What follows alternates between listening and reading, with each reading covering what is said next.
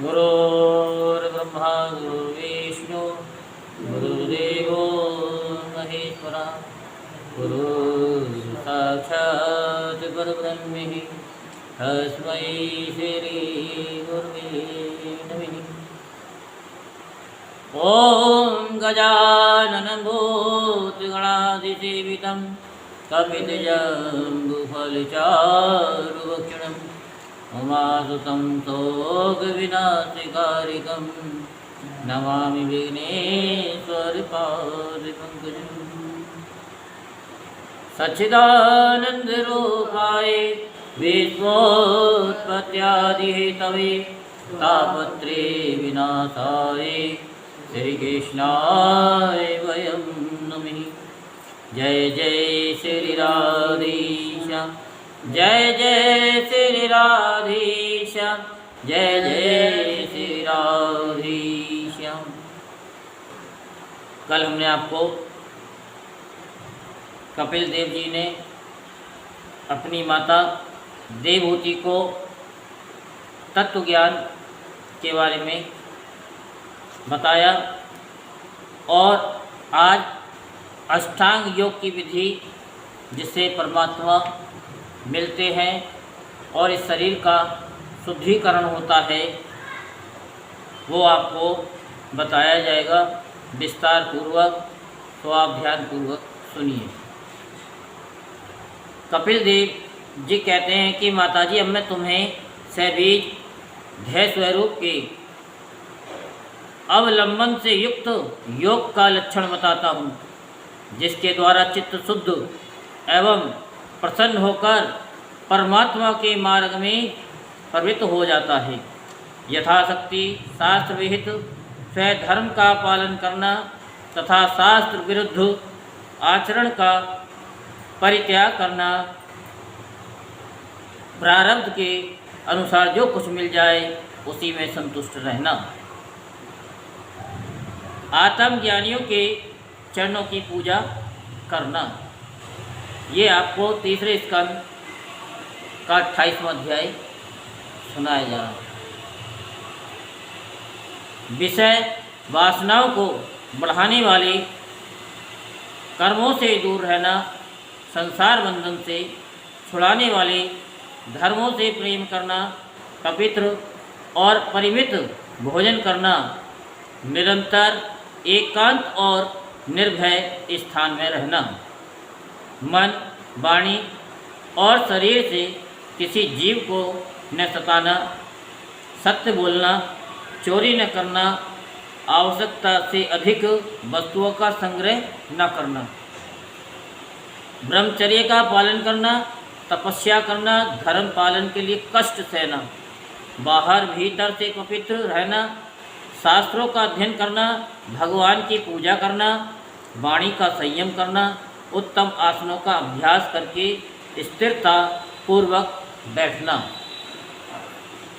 धीरे धीरे प्राणायाम के द्वारा श्वास को जीतना जो आप करती हैं, प्राणायाम जो आप करती हैं, इंद्रियों को मन के द्वारा विषयों से हटाकर अपने हृदय में ले जाना, मूलाधार आदि किसी एक केंद्र में मन के सहित प्राण को स्थिर करना। मूलाधार भी आपको बता रखा है। निरंतर भगवान की लीलाओं का चिंतन और चित्त को समाहित करना, इनसे तथा व्रत दान आदि दूसरे साधनों से भी सावधानी के साथ प्राणों को जीतकर बुद्धि के द्वारा अपने कुमार्गगामी दुष्ट चित्त को धीरे धीरे एकाग्र करें। परमात्मा के ध्यान में लगावें। पहले आसन को जीतें, फिर प्राणायाम के अभ्यास के लिए पवित्र देश में कुछ मृग चर्मादि से युक्त आसन बिछावें या कंबल का लें। उस पर शरीर को सीधा और स्थिर रखते हुए सुखपूर्वक बैठकर अभ्यास करें। नीचे न बैठा जाए तो कुर्सी पर भी बैठ करके कर सकते हैं, ये हमारे गुरुदेव कहते हैं। और वो हमारे गुरुदेव कुर्सी पे बैठा करके ही सारी क्रियाएं कराते हैं। आरंभ में पूरक, कुंभक और रेचक क्रम से अथवा इसके विपरीत रेचक, कुंभक और पूरक करके प्राण के मार्ग का शोधन करें, जिससे चित्त स्थिर और निश्चल हो जाए। जिस प्रकार वायु और अग्नि से तपाया हुआ सोना अपने मल को त्याग देता है, उसी प्रकार जो योगी प्राण वायु को जीत लेता है उसका मन बहुत शीघ्र शुद्ध हो जाता है इन प्राणायामों के द्वारा। अतः योगी को उचित है कि प्राणायाम से वात, पित्त आदि जनित दोषों को, धारणा से, पापों को, प्रत्याहार से, विषयों के संबंध को और ध्यान से भगवत विमुख करने वाले राग द्वेष आदि दुर्गुणों को दूर से त्याग करें। जब योग का अभ्यास करते करते चित्त निर्मल और एकाग्र हो जाए तब नासिका के अग्रभाग में दृष्टि जमाकर इस प्रकार भगवान की मूर्ति का ध्यान करें। ये भी आपको बता रखा है। सीधे बैठ करके इस नाक की चोंच पे दोनों आँखों को से देखो इनको, तो यहाँ कुछ कुछ होने लगेगा और ऐसी कील से ठुकेगी कि ऐसा दर्द आपने देखा भी नहीं होगा, सुना भी नहीं होगा, महसूस भी नहीं किया होगा। जो दर्द होता है बड़ा भयंकर, इतना बड़ा भयंकर दर्द होता है कि जो लेट भी जाता है तो वो जैसे स्प्रिंग उछलती है ना, ऐसे वो तकिए पे से उछल जाता है, फिर उसे नींद नहीं आती है। भगवान का मुख कमल आनंद से प्रफुल्ल है, नेत्र कमल कोष के समान रत्नारे हैं, शरीर नील कमल दल के समान श्याम है, हाथों में शंख चक्र और गदा धारण किए हैं, कमल की केसर के समान पीला रेशमी वस्त्र लहरा रहा है, वक्ष स्थल में श्री वत्स चिन्ह है और गले में कौस्तुभ मणि झिलमिला रही है, बनमाला चरणों तक लटकी हुई है, जिसके चारों ओर भोरे सुगंध से मतवाले होकर मधुर गुंजार कर रहे हैं। अंग प्रत्यंग में महामूल्य हार, कंकण, किरीट, भुजबंद और नूपुर आदि आभूषण विराजमान हैं। कमर में करधनी की लड़ियाँ उसकी शोभा बढ़ा रही हैं। भक्तों के हृदय कमल ही उनके आसन हैं। उनका दर्शनीय श्याम सुंदर स्वरूप अत्यंत शांत एवं मन और नैनों को आनंदित करने वाला है। उनकी अति सुंदर किशोर अवस्था है।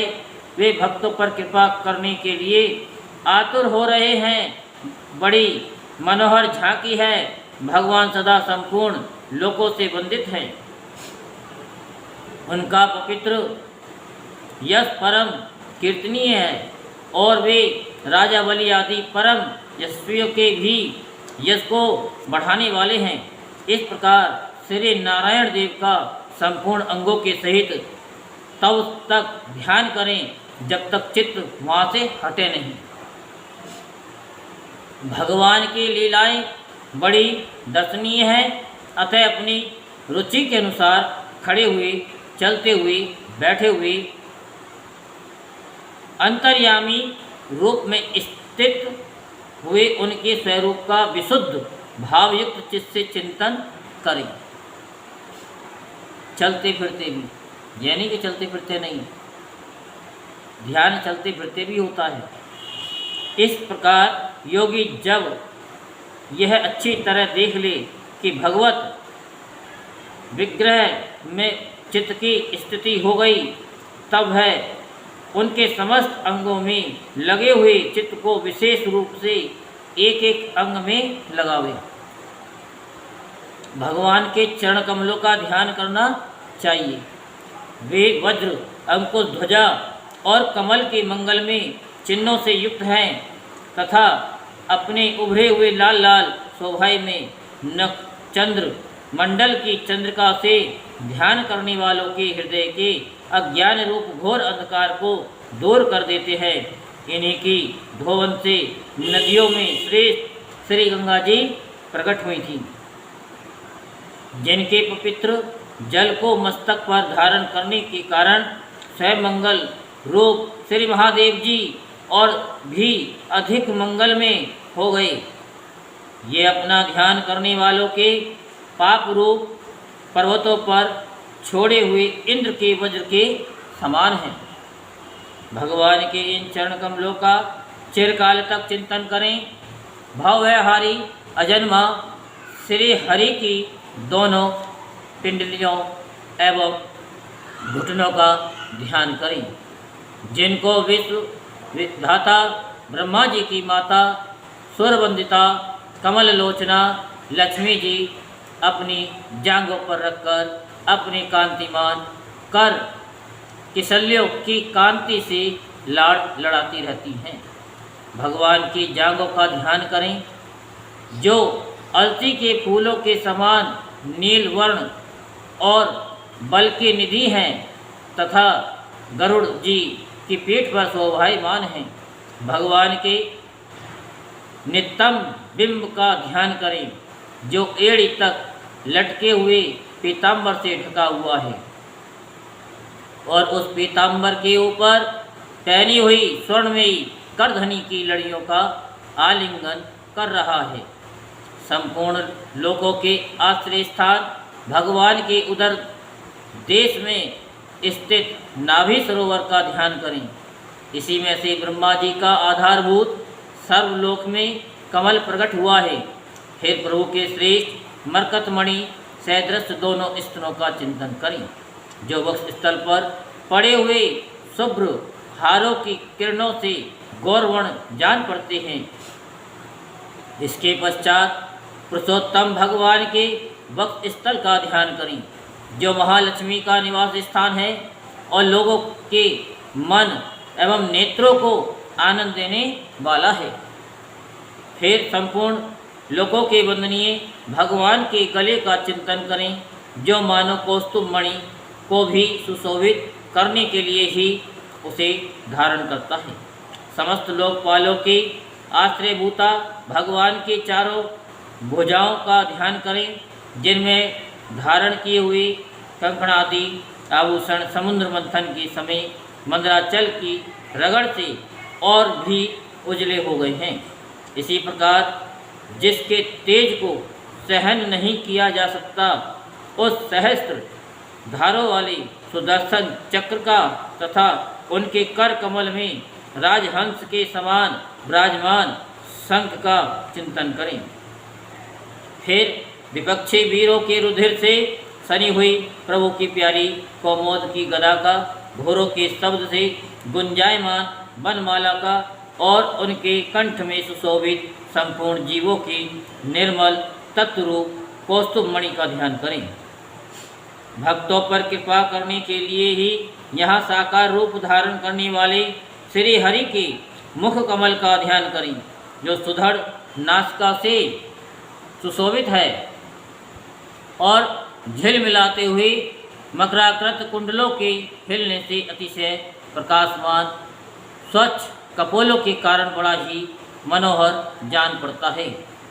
काली काली घुंघराली अलकावली से मंडित भगवान का मुखमंडल अपनी छवि द्वारा भ्रमरों से सेवित कमल कोश का भी तिरस्कार कर रहा है और उसके कमल सदृश विशाल एवं चंचल नेत्र उस कमल कोश पर उछलते हुए मछलियों के जोड़े की शोभा को मात कर रहे हैं। उन्नत भ्रूलताओं से सुशोभित भगवान की ऐसे मनोहर मुखराविंद की मन में धारणा करके आलस से रहित हो उसी का ध्यान करें। हृदय गुहा में चिरकाल तक भक्ति भाव से भगवान के नेत्रों की चितवन का ध्यान करना चाहिए। जो कृपा से और प्रेम भरी मुस्कान से क्षण क्षण अधिकाधिक बढ़ती रहती है, विपुल प्रसाद की वर्षा करती रहती है और भक्तजनों के अत्यंत घोर तीनों तापों को शांत करने के लिए ही प्रकट हुई है। श्री हरि का हास्य प्रवृत्त जनों के तीव्र से तीव्र शोक के अश्रु सागर को सुखा देता है और अत्यंत उदार है। मुनियों के हित के लिए, कामदेव को मोहित करने के लिए ही अपनी माया से श्री हरि ने अपने भ्रूमंडल को बनाया है। उनका ध्यान करना चाहिए। अत्यंत प्रेमा हृदय भाव से अपने हृदय में विराजमान श्री हरि के खिल खिलाकर हंसने का ध्यान करें, जो वस्तुतः ध्यान के ही योग्य है। हंसना ध्यान के योग्य ही है। सुबह हंसना बताते हैं वही, तथा जिसमें ऊपर और नीचे के दोनों होठों की अत्यधिक अरुण कांति के कारण उनके कुंदकली के समान शुभ्र छोटे छोटे दांतों पर लालिमा सी प्रतीत होने लगी है। इस प्रकार ध्यान में तन्मय होकर उनके सिवा किसी अन्य पदार्थों को देखने की इच्छा न करें। इस प्रकार के ध्यान के अभ्यास से साधक का श्री हरि में प्रेम हो जाता है, उसका हृदय भक्ति से द्रवित हो जाता है, शरीर में आनंद रतिरेक के कारण रोमांच होने लगता है। उत्कंठित जनित प्रेम असुरों की धारा में वह बार बार अपने शरीर को नहलाता है और फिर मछली पकड़ने के कांटे के समान श्री हरि को अपनी ओर आकर्षित करने के साधन रूप अपने चित्त को भी धीरे धीरे ध्येय वस्तु से हटा लेता है। जैसे तेल आदि के चुक जाने पर दीपशिखा अपने कारण रूप तेजस तत्व में लीन हो जाती है, वैसे ही आश्रय विषय और राग से रहित होकर मन शांत ब्रह्माकार हो जाता है। इस अवस्था के प्राप्त होने पर जीव गुण प्रभा रूप देहादि उपाधि के निवृत्त हो जाने के कारण ध्याता ध्येय और विभाग से रहित एक अखंड परमात्मा को ही सर्वस्व अनुगत देखता है। योग अभ्यास से प्राप्त हुई चित्त की इस अविद्या रहित लय रूप निवृत्ति से अपनी सुख दुख रहित ब्रह्म रूप महिमा में स्थित होकर परमात्म तत्व का साक्षात कर लेने पर वह योगी जिस सुख दुख के भोक्तृत्व को पहले अज्ञानवश अपने स्वरूप में देखता था, उसे अब अविद्याकृत अहंकार में ही देखता है।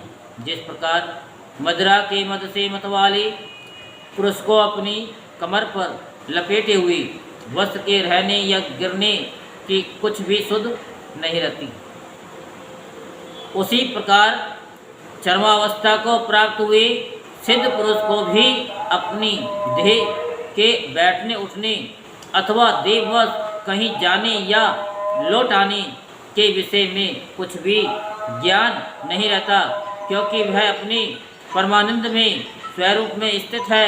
उसका शरीर तो पूर्व जन्म के संस्कार के अधीन है, अतः जब तक उसका आरंभक प्रारब्ध शेष है तब तक वह इंद्रियों के सहित जीवित रहता है। परंतु जिसे समाधि प्रयत्न योग की स्थिति प्राप्त हो गई है और जिसने परमात्म तत्व को भी भली भांति जान लिया है, वह सिद्ध पुरुष पुत्र कलत्रादि के सहित इस शरीर को सपन में प्रतीत होने वाले शरीरों के समान फिर स्वीकार नहीं करता, फिर उसमें अहमता ममता नहीं करता।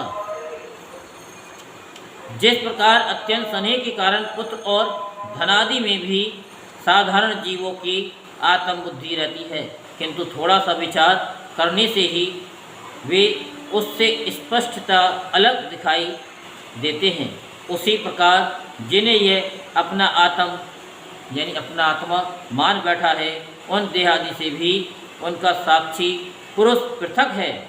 जिस प्रकार जलती हुई लकड़ी से, चिंगारी से, स्वयं अग्नि से ही प्रकट हुए धुएं से तथा अग्नि रूप मानी जाने वाली उस जलती हुई लकड़ी से भी अग्नि वास्तव में पृथक ही है, उसी प्रकार भूत, इंद्रिय और अंतःकरण में या अंतःकरण से उसका साक्षी आत्मा अलग है तथा जीव कहलाने वाले उस आत्मा से भी ब्रह्म भिन्न है और प्रकृति से उसके संचालक पुरुषोत्तम भिन्न हैं। जिस प्रकार भेद दृष्टि से जरायुज, अंडज, स्वदेज और उद्भिज चारों प्रकार के प्राणी पंचभूत मात्र हैं, उसी प्रकार संपूर्ण जीवों में आत्मा को और आत्मा में संपूर्ण जीवों को अनन्य भाव से अनुगत देखें।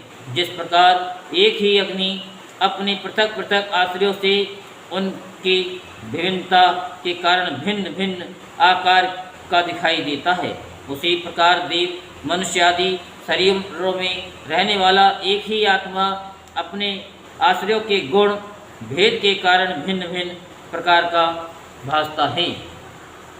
अतः भगवान का भक्त जीव के स्वरूप को छिपा देने वाली कार्य कारण रूप से परिणाम को प्राप्त हुई। भगवान की इस अग्नि में, अचिंत्य शक्ति में माया को भगवान की कृपा से ही जीतकर अपने वास्तविक स्वरूप ब्रह्म रूप में स्थित होता है। यहीं पर श्रीमद् भागवत महापुराण का तीसरे स्कंद का 28वां अध्याय संपूर्ण होता है। बोल वृंदावन बिहारी लाल की जय, बोल बांके बिहारी लाल की जय। श्रीमन्नारायण श्रीमन्नारायण श्रीमन्नारायण नारायण नारायण श्रीमन्नारायण श्रीमन्नारायण श्रीमन्नारायण नारायण नारायण श्रीमन्नारायण श्रीमन्नारायण श्रीमन्नारायण नारायण भजमन नारायण भजमन नारायण भजमन नारायण नारायण नारायण लक्ष्मी नारायण लक्ष्मी नारायण लक्ष्मी नारायण नारायण नारायण बद्री नारायण बद्री नारायण बद्री नारायण नारायण माता नारायण पिता नारायण गुरुवर नारायण नारायण नारायण। बोल वृंदावन बिहारी लाल की जय, बोल बांके बिहारी लाल की जय। जय जय श्री राधेश्याम, जय जय श्री राधेश्याम, जय जय श्री राधेश्याम। बोल वृंदावन बिहारी लाल की जय, बोल बांके